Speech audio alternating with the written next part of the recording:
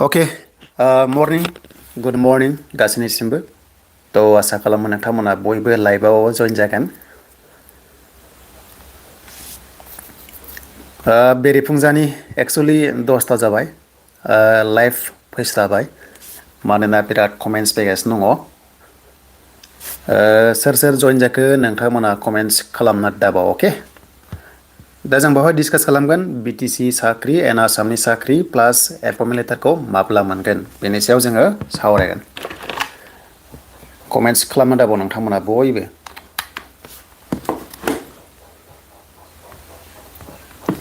गोबां नेगासिनो दं नङा होमबा साख्रिनि एपइन्टमेन्ट आरो लोगोसे रिप्रसेस राइट सोर फैखो फार्स्टआव Hareshwar morning good morning DRC channel morning good morning and Shiva Brahmo ओमफ्राय ओरैहाय दङ दिमेन ब्रह्म आरबि ब्रह्म नामा जाखो आच्छा BTC आच्छा मर्निं गासैनिसिमबो BTC ओके BTC निखौ रायलायगोन BTC रायलायगोन बिनिफ्राय आसामनिबो रायलायगोन ओमफ्राय आरो गुबुन गुबुन पस्टनि सायाव जोङो डिसकास खालामगोन आसाम पुलिस केन्डिडेट सोर सोर दङ हेन्ड्स अप आखाइ दैखांदो सोर सोर दङ आसाम पुलिसनि आसाम पुलिस पस्टआथ' फाइनालि फैमारबाय नङा होमब्ला आरो बारा गोबाव टाइम गैला एप्लाइ जाथारसिगोन आसाम पुलिसनि सोर सोर दङ कमेन्ट्स खालामदो फंबायमोन नेटआ क्लियार ना कमेन्ट्स खालामसाय नेटआ क्लियार नंगौना नङा ओमफ्राय जोङो सावरायलांबाय थागोन अके नेटआ क्लियार ना আমি ডিসকাস কৰি যাম ঠিক আছে গ্ৰেড 3 হওক গ্ৰেড 4 হওক আসাম হওক BTC হওক সবাই চাই থাকিব okay clear Assam police candidates नैबे एप्लाइ हियाराव थुनाय लोगो लोगो पर्टेला आपडेट जागासिनो दं दे दा बावैनो लिंकआ एक्टिभ जासिगोन बेनो जाबाय 16 डिसेम्बराव पस्टखौ नायोब्ला 1052 UB लेभेलाव फैदों आरो AB लेभेलाव 663 दङ बे जाबाय आसाम पुलिसनि जों फार्स्टआव डिसकास खालामगोन मानोना बिराद सोंगासिनो कामान्ड' फैगोन ना फैया SI फैगोन ना फैया ग्रेड 4 आव बे नटिसखौ जोङो नायोब्ला नोंथांमोननि फंबाय बिनानावमोना ओरैबादि हाइलि प्रेक्टिस खालामनांसिगोन नाय पस्टआ ओरैबादि खम आसाम पुलिसनि सेलारिया 14,000 निफ्राय 70,000 सिम जाहैगोन प्लास ग्रेड पे दङ 1,600 पर मान्थ एन्ड आदार्स एलाउन्सेस दङ बेजों लोगोसे डेडलाइना 16 जानुवारि ओके पस्टआ ओरैबादि खम एबा एसे क्राइटेरिया एसे नाय माखासे रिजार्भेसन दङ UB लेभेलाव 10% मोनदों SDP आ आरो AB आव मोनदों OBC MO % ओमफ्राय T ट्राइबआ जाबाय 3% एक्सट्रा कोटा दङ नंला एक्चुअली 3% स्पेशल कोटा बिथांमोननो होनाय जादों ओके बेयाव आरो माने बिथांमोना माने एक्सट्रा बावहाय कोटा दङ दा बावहाय नायोब्ला वमेनफ्रा नायोब्ला 30% UB आव ओमफ्राय AB गभर्नमेन्ट जबा 30% मोनो नाथाय AB आ पस्टआ खमखाय 10% होदों ओभारअल हिनजावसाफोरनि थाखाय हा जों सावरायगासिनो फरेस्टखौ सावरायगोन दे जों फार्स्ट कभार खालामदों आसाम पुलिसनि सायाव एक्स इन्डिकेटर्सफ्रा बिराद सोंगासिनो नोंथांमोना बक्सआव दङ बेनो जाबाय फर्मार मेम्बार अफ मिलिटेन्ट अर्गेनाइजेसन बे मिलिटेन्ट्सआव सोर सोर जिनिखि दङ गासैबो हारिनि बाव गोग्लैजोबगोन बेनो जाबाय 5% मोनदों दे अनलि 5% 100 जनाव साबा होमबा बेसेबां जागोन टटेल 1060 नि खाथियाव मोनगोन आरो भेकेन्सि एक्सट्रा रिजार्भेसनाव कम्पिटिसना एकदम हाई लेभेल जागोन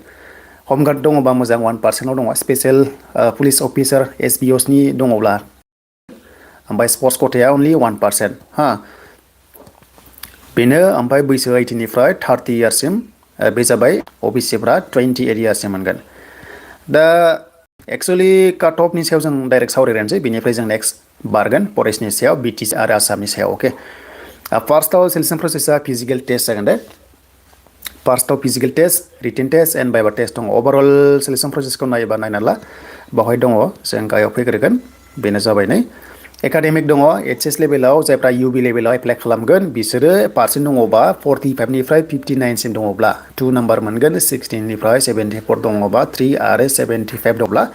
नाम्बार 5 मोनगोन माने बे एसे बनास जाहैबाय UB लेभेलाव लास्ट सेलेक्शन प्रसेसआव मोजांनि बाथ्रा कनस्टेबल U लेभेलाव काटअफआ बिराद हाई लेभेल थांसिगोन एबार पस्टआ खम अके पस्टआ खम बेनो जाबाय 100 मार्क्सनि ओभारअल सिलेक्शन प्रसेसआव फिजिकल टेस्टआव 40 दङ लं जाम्पआ कुनु कम्प्रमाइज गैया 20आव 20 लाथारनांगोन नोंसोर अके फंबाय बिनानावमोना लं जाम्पआव 20 लाथारनांगोन ओमफ्राय फिजिकल टेस्ट रानिंआवहाय 14 प्लास डेट मिन्स 34 35आ कम्पालसरि 36 बो थांनो हागौ एबार पस्टआ खम रिटेन टेस्टआव 40 प्लास लानांगोन बायबायावहाय नाम्बार 5 लानांगोन एकाडेमिकआव मिनिमाम 2 मोननो हागौ खायसे थार्ड डिभिजनाथ' मोननाय नङा टेनसन लानाङा एग्जाम क्लियार खालामनांगोन फिजिकेलाव ABआव 60 दङ लं जाम्प सेनबाव कुनु कम्प्रमाइज गैया 20 40 लानांगोन आरो रानिंआव 14 15 लानांगोन डेट मिन्स 55 to 56 लानो हायोबा मोजांनि बाथ्रा हिन्जावसाफोराबो बिराद नाम्बार लानांगोन एबार कुनु कम्प्रमाइज गैया पस्टआ बिराद खम हिन्जावसाफोरा 56 57 थांनो हागौ बिकज ओरैबायदि खम पस्ट अनलि 5% मोनदों अके बेखिनि आरो बे फिजिकेल टेस्टआ माब्ला जागोन गोबां सोंदों जों बेखौ कमप्लिट खालामसै आसाम पुलिसखौ प्लास अके बावहाय आङो फार्स्टआव थांफिननो कमेन्ट्स खालामहैदो आं नोंथांमोननि कमेन्ट्सखौ कभार खालामगोन नायगासिनो दङ हा नायगासिनो दङ नै जानुवारिसिम एप्लाइ जागोन हा जानुवारिसिम एप्लाइ जागोन जानुवारिसिम 16सिम जानानै एडमिट इसु खालामनायाव 15 डेज लादो फेब्रुवारि 10नि उनाव फिजिकेल टेस्टआ 100% बेनो जाबाय फेब्रुवारियाव पुरा चान्सआ दङ फिजिकेल टेस्टआ रेडि जाखादो अनलि 60-70 डेज नोंसोरनि आखायाव फंबायमोननि आखायाव दंसै बिनानावमोननाव फरेस्टनि फैगोना फैया अके जों नेक्स्ट स्टेप बेनो जाबाय कमेन्ट्सखौ पिकआप खालामबाय आसाम फरेस्ट फैगोन गैयाब्लाबो 2000निफ्राय 3000नि खाथियाव पस्टआ फैनो हागौ आसाम फरेस्टआवहाय आसाम फरेस्ट होननाय लोगो लोगो कनस्टेबल थागोन माने फरेस्ट गार्ड थागोन प्लास कनस्टेबल बेटेलियना थागोन खम पस्ट थागोन ओमफ्राय आसाम फरेस्टआवबो आरो ग्रेड 1 थागोन दे प्रेक्टिस खालामबाय था फरेस्ट जागोन अके बेखिनिखौ बावनो फोजोबबाय आसाम डिफेन्सनिखौ कमान्ड बियो पस्टआ 5 battalion command post create खालामदोंमोनथ' निउलि Assam स्टेटआव दा बिनि नाथाय फैयोब्लाबो थांनाय बाराव बिराद खम पस्ट फैदोंमोन ना अनलि 164 पस्टमोन थ' बेखौ नायोब्ला बिराद खम पस्ट दंसै आसाम कमान्डआव बाट हाला नाथाय SI ड्राइभार ग्रेड 4आ फैगोन आसाम पुलिसाव दे प्रेक्टिस खालामबाय थादो देन नेक्स्ट माखौ नांगौ नेक्स्ट आसामनि जोङो नेक्स्ट थांसै आसामाव बेसेबांसिम एपइन्टमेन्ट लेटार होखो दासिम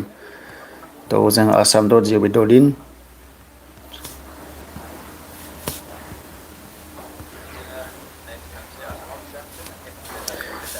थ' आसाम वेबसाइट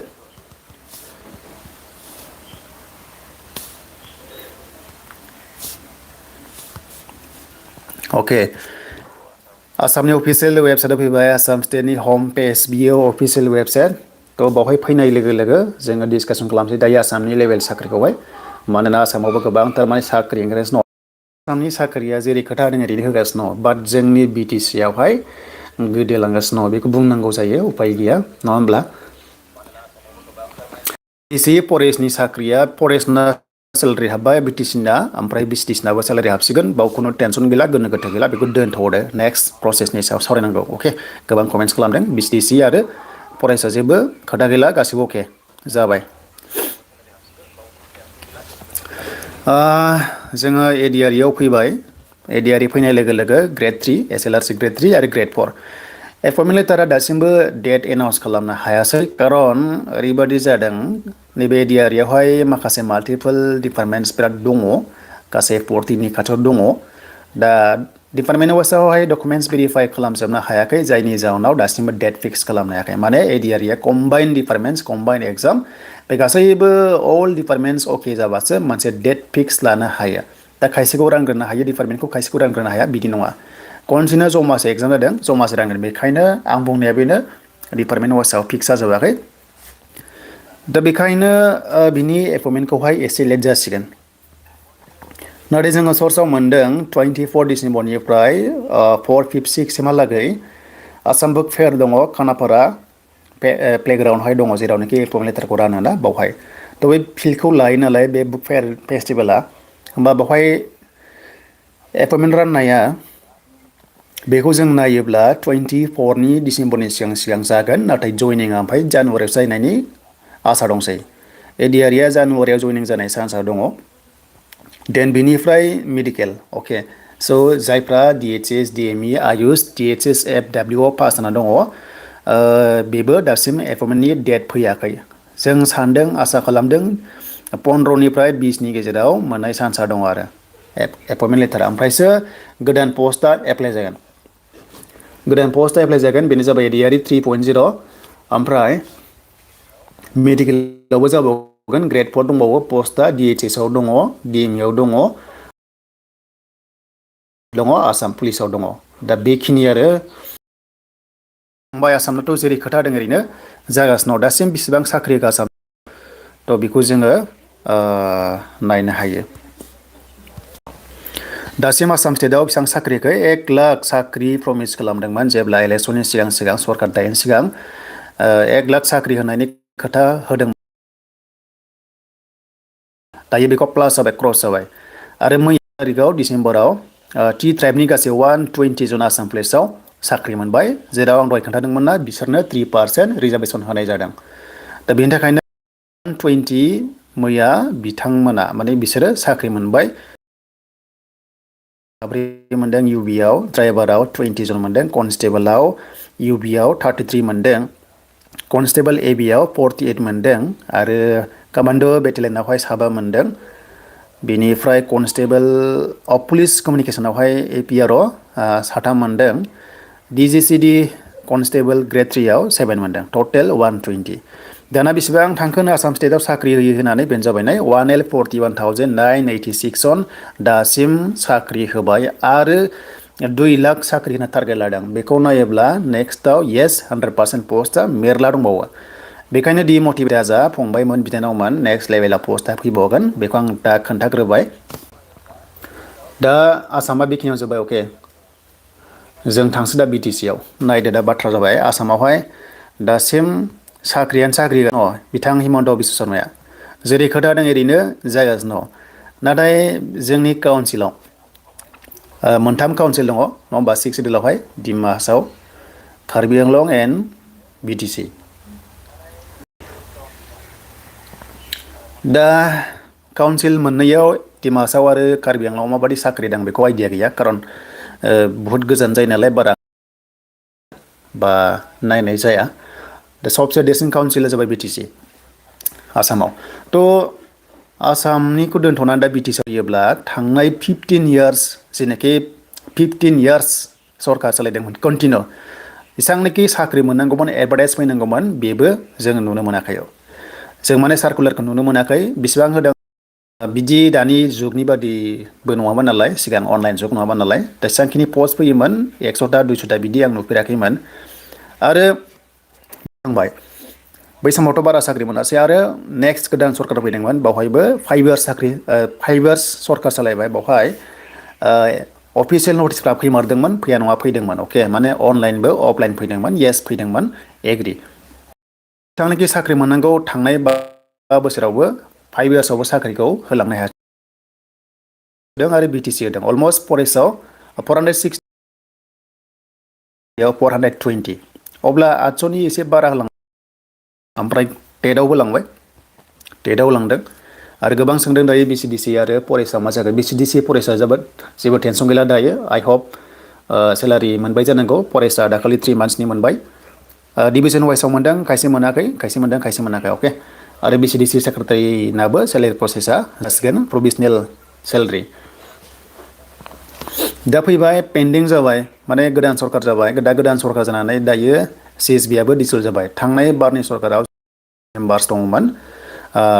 बिसोरो डिसल्भ जाबाय अफिसियेल नटिस आउट जाबाय नङा होमब्ला थ' बेखायनो इन अफिसियेल वेबसाइटआव अके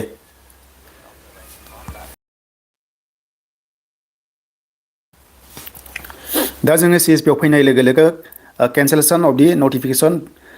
भिडिअ मेमो नाम्बार अमुक तमुक दङ थ' बियो एक्सुवेलि CSP मेम्बार्सआ डिजल्भ जाबाय जों रिड मराव मोनगोन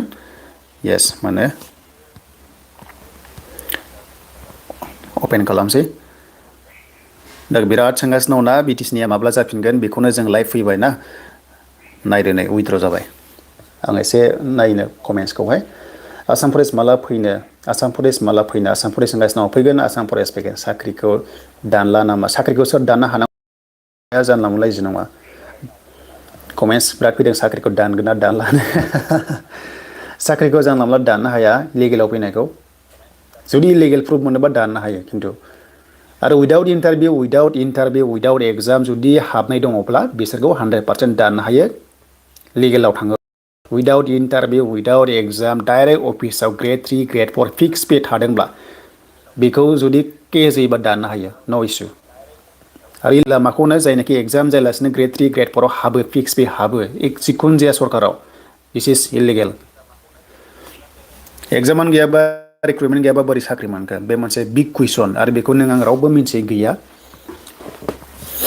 दा नैबे नटिसआ जाहैबाय एक्सुवेलि डिजल्भ खालाम ओमफ्राय दा CSP मेम्बार्सआ दासिमबो अफिसियेलि एनाउन्स जायाखै दे बिनि थाखायनो BTC आव प्रसेसा जाथ'वाखै दा बेखौल' जों मिथिबाय जे जेब्ला BTC आव CSP गोदान फर्म जागोन रिक्रुटमेन्ट प्रसेसा जागोन आरो दा बे क्लियारखा दा खबरा बेनो टेटनि एपइन्टमेन्ट लेटारखौहाय जानुवारियाव मोनगोन मागोनि खाथि खाला मोननो हागौ 14-15 जानुवारिनि सिगां मोननो हागौ जुदि सरकारा स्पिड खामानि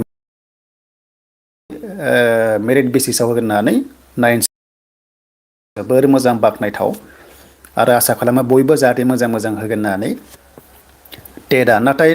टेटनि उनावसो बेयो ग्रेड 3 ग्रेड 4 आ फैनाय चान्सआ दङ अके बेनो जाहैबाय थार्ड ग्रेड फर्थ ग्रेड जेनोखि थाबथादोंमोन ना लामा ससेयाव दा बियो रि एग्जाम जागोन ना रिएप्लाइ जागोन प्रसेसखौ दा जेबो नाथ'वा नाथाय जेब्ला CSB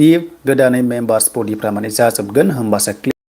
रिटेनलि नटिस फैगोन कि माने रि प्रसेस जानायनि बा रि एग्जाम जानायनि आरो दा बिसोर गुबै साननांगौ बाथ्राया जुदि रि एग्जाम जायोब्ला बा रि एप्लाइ जायोबा गोबां खरसा थाङो सरकाराबो थाङो ओमफ्राय स्टुडेन्ट बिराद फिसनि जायो दा बेखौसो सरकारा फैबाय थानाय सरकारा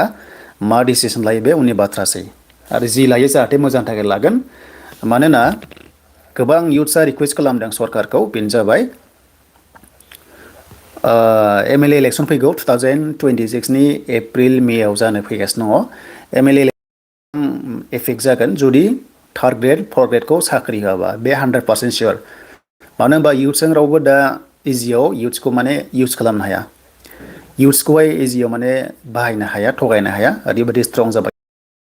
दा थांनाय सरकाराव माखासे गोरोन्थिनि थाखाय इयुथ्सआ माखासे इनिसिएटिभ लादों जायनि जाउनाव जेननांगौ जादों आरो नेक्स्टआव जुदि MLA इलेक्सनाव कारेन्ट सरकारा जुदि इयुथ्सखौ जुदि मोजाङै सामलायनो एबा जेनोखि प्रसेस बेखौ जुदि मोजाङै मोजां दैदेनलाङाब्ला थ' इयुथ्सआ माखासे इनिसिएटिभ लायो आरो जुदि इयुथ्सआ जुदि थांखि लायोब्ला जाफुंनायनि बाथ्राबो फैयो स' आइ हप BTC गभर्नमेन्टआ थाबैनो प्रसेसखौ खालामथों आरो ग्रेड 3 आनो जा ग्रेड 4 आनो जा थाबथानायनिफ्राय रिस्टार्ट खालामो गासैबो क्लियार जाबाय नङा होमब्ला बेनो जाबाय CSP आ फर्म जायाखै दासिमबो बडि मेम्बार्सआ जेब्ला जायो होमबासो बुंनो हासिगोन जों बयबो आपडेट होनो हासिगोन आरो दा बेखिनियानो BTC आव थालांगासिनो दं नङा होमबा लास्ट BTC आ थालांगासिनो दङ आसामा साख्रि होगासिनो दङ आसामाव दासिम 1,40,000 बारा साख्रि होबाय नाथाय BTC आव दाबो थालांगासिनो दङ होदों होनाया एफा एनै नाथाय बुहुत खम थांगासिनो दङ बेनो आरो दिनैनि दसे लाइभ स्ट्रिमा नोंथांमोना कमेन्ट्सखौ खालामदो इलेक्सननि सिगां रिजाल्ट होआबा भट होआ होनना सासे कमेन्ट खालामदों बे अबियसलि जाखागोन गभर्नमेन्टआ दाय जाखायो इयुथ्सजोंहाय जाय गभर्नमेन्ट थायाबानो पावाराव थानायफ्रा दाय जायो साख्रिखौ दानला नामा साख्रि दाननायनि मा कमेन्ट्स फैगासिनो दङ दरमा मोननानै मालाय बेरायगासिनो दङ साख्रि दाननोनो ओबिसिनासो 27 खथा ST ना 10%ल' माने ओबिसिआव अनेकथा कास्ट दङगोन आरो ओबिसिनि पपुलेसना एसे बारा नालाय बेखायनो पार्सेन्टआ 27 होदों STआ Pआ 10%ल' आरो मथा मथि जों दा खोनादोंना 40L ना मा दङ टटेल STआ आसामावहाय सरकारि न'नि फैसा माब्ला हाबगोन लै कमेन्ट्स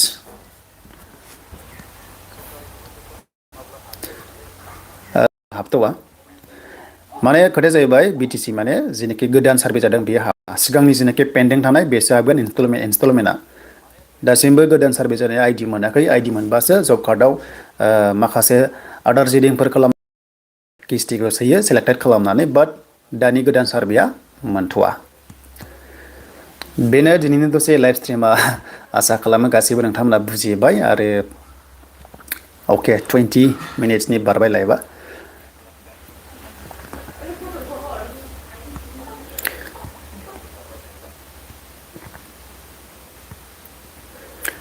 एलपि इउपिया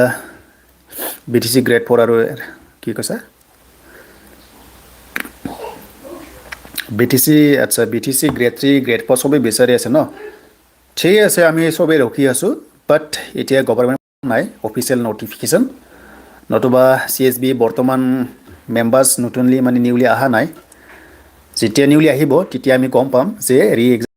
নে ৰি প্ৰসেস হ'ব যিমানবোৰ হ'বলগীয়া পেন্ডিং আছিলে যেতিয়ালৈ CSB নতুনকৈ নাহে তেতিয়া আমি ক'ব নোৱাৰো ঠিক আছে এইখিনি ক'লো আৰু চাকৰি দি আছে অসমৰ ট্ৰাই কৰা BTCৰ কিন্তু বৰ্তমান লগে যিমানবোৰ দিব লাগিছিলে দিব পৰা নাই हाग्रामाया दानगोन होनना थगायो नामा हाग्रामायालाय बोरै दाननो हानांगौ जाखो माखासे लिगेलावसो थांगोन ना हाग्रामा प्रमोटआ दाननो हायो नामा साख्रिखौ गोसोबादि दाननो हाया माखासे लिगेल थायो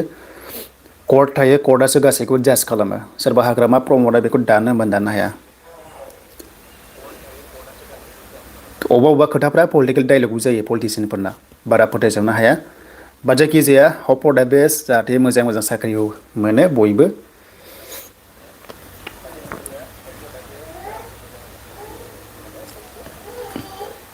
दा बेनो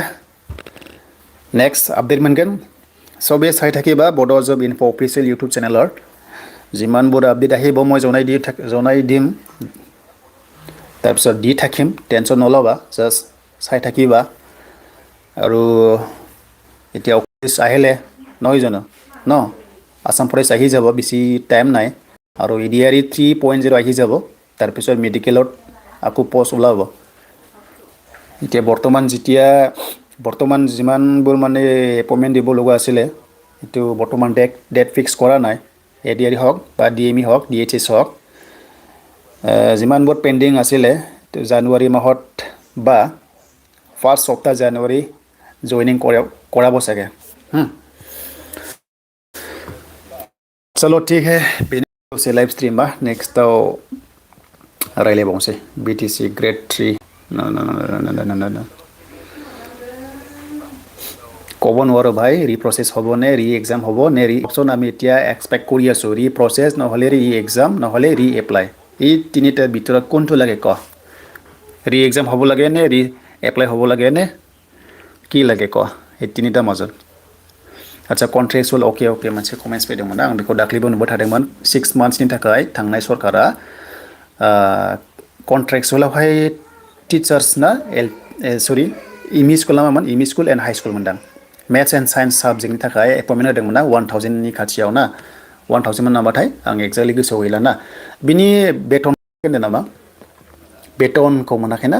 सेलारि পোৱা নাই ना जिमानবোৰ कन्ट्रेक्चुअल পাইছিলে ন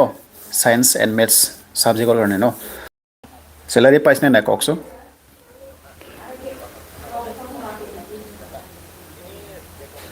सेलारि मोनदोंना मोनाखै साइन्स एन्ड मेथ्स निया 550 नामा पस्टआ आच्छा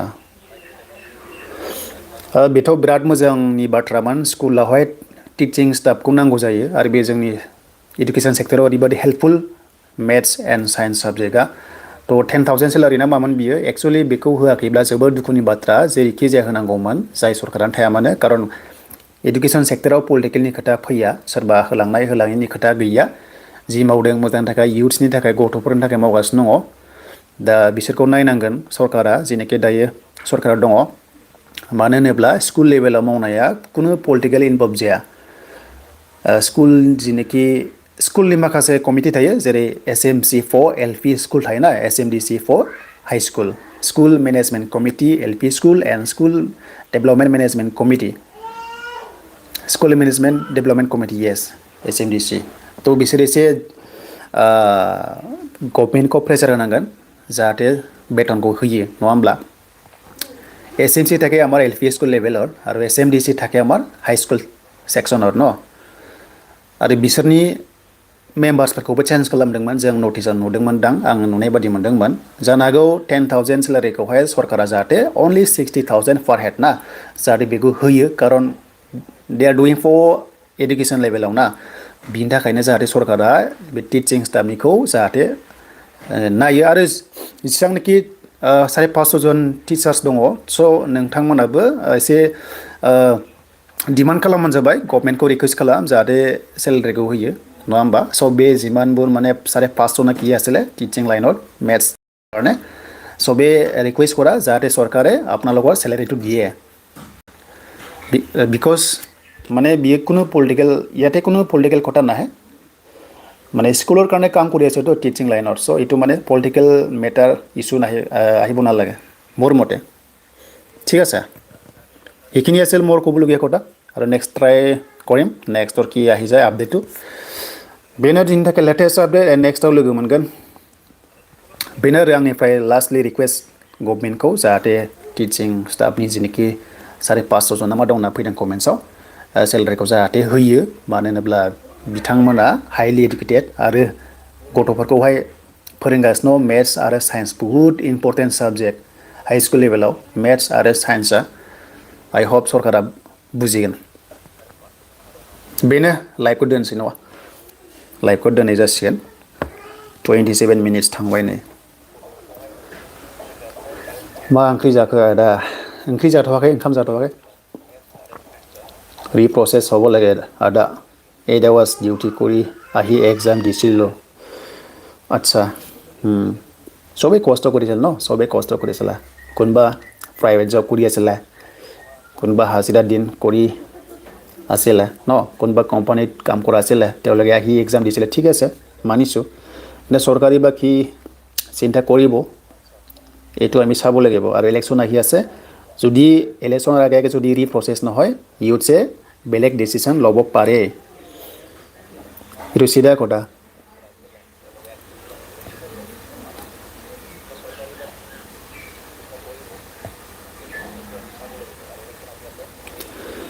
ओके तो बेनोमोन थैंक यू बयबो लाइभआव दसे जइन जानायनि थाखाय आरो specially Assam police SSC candidates प्रेक्टिसआव थाबाय था साख्रिया अन द वे जागासिनो आसाम पुलिस लेभेलाव एसएससी कनस्टेबलाव ओमफ्राय आरो नेक्स्ट लेभेलाव पोस्टआ फैबावगोन एडिआरइ फैबावगोन डिएमए डिएचएस फैबावगोन डिएमए नि अपॉइंटमेंट लेटारा 20 तारिख खाथि खाला मोननो हागौ बेनो जाबाय technical and non technical staff नार्सखौ लानानै आरो एडिआरइ 3.0 गोदान पोस्ट फैगोन गेब्लाबो 10,000 खाथियाव पोस्टआ फैनो हागौ एडिआरइआव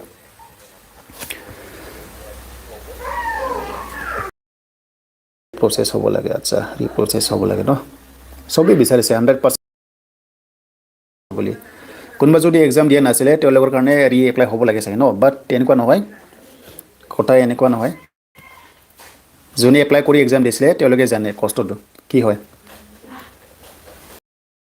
नोंथांमोना लाइभआव थानायनि थाखाय आं लाइभखौ दोनथ'नाय जासिगोन एन्ड इभिनिंआव फैबावनो ट्राइ खालामो दे মই আকৌ इभिनिं माনত ट्राइ কৰিম लाइभ আহিবলৈ ঠিক আছে সবে চাব পাৰিব জয়েন কৰিব আজি থাকি গৈছে নেক্সট কভাৰ কৰিম ঠিক আছে ग्रेड 3 रिजाल्टफोरा केन्सेल जाबाय मा केन्सेलनि नटिसआनो फैयाखै दाबो दे केन्सेल नटिस दाबो आं बुंबायना सिएसबि गोदान फैबासो सिएसबि गोदान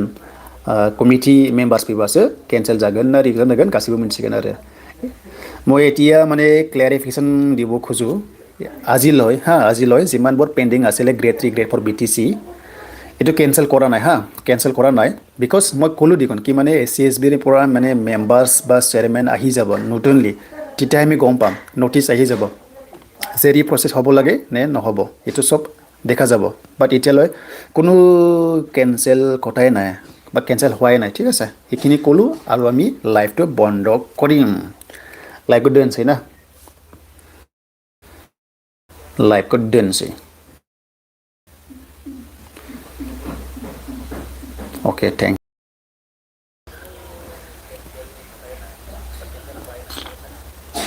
ग्रेड 3 रिजाल्टफोरा केन्सेल आदसा